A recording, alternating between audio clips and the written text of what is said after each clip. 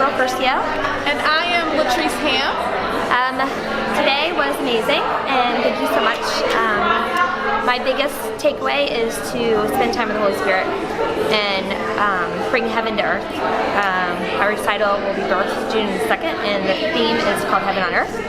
And then this young lady came up at the end of the show, and she didn't know who the Bible verse was for, and it brought me to tears, and I was sobbing. So it was for me. Absolutely. So. And it was what? Yes, it was Psalms 27. So wait on the Lord.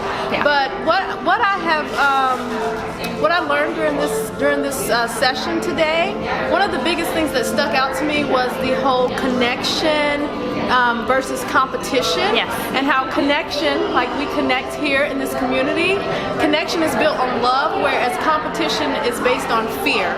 And we all know that God's perfect love casts out all fear, yes. And so it just brought everything full circle. And I'm afraid, so her Bible verse hit me to the core. So yeah. Awesome. Yes. All right, yes. Thank you. All right, thank you.